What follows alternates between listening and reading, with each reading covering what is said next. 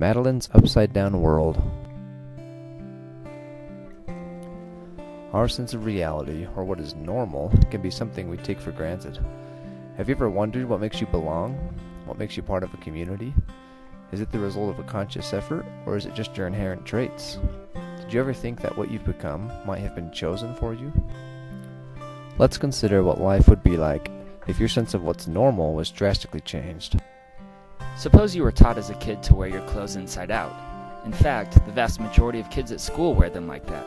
It feels a little strange to you, but hey, this is the norm, right? When you go try out for the soccer team, the coach tells you to score goals on your own goalie. It seems like it should be the other way around, but you go along with it. In your band class, you begin to play the flute when your director cuts you off and instructs you to play it by blowing air out of your nostrils instead. That's how the flute's played, he says. Even though you think it's much less effective, you trust your band director and start playing the flute with your nose. As you go through the lunch line, you notice all the utensils are missing. You ask the lunch lady for some, but she replies, "Why use utensils? Your hands work just fine. So eat your food with your hands." On the weekend, your family takes a trip to visit some relatives. You're excited to see your cousin, although your parents warn you she's become a bit of an oddball since you last saw her. When you finally meet her, the first thing you notice is her clothes. They're right side out. You ask her, "Why are you wearing your clothes like that?"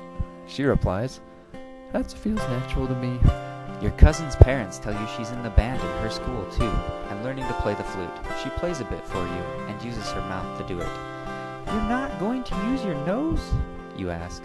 "Well, no, it feels better to play using my mouth," she replies. Now you're beginning to reconsider things. Later, your cousin invites you to go play soccer with her friends. Naturally, you're pretty excited since you made the team at your school. Once you start, you begin by kicking the ball towards your goal. Your cousin and her friends stop you and ask what's going on. "Don't you know how to play?" they say.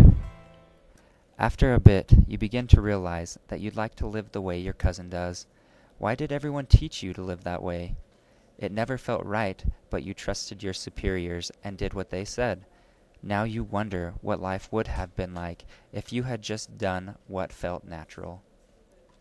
This scenario is comparable to a child who is given cochlear implants before they're mature enough to make that decision on their own. By giving cochlear implants to infants and children, we are deciding what will be normal to them and what social circles they'll belong to. Don't they deserve a chance to participate in the deaf community, which is what they'd be naturally inclined towards?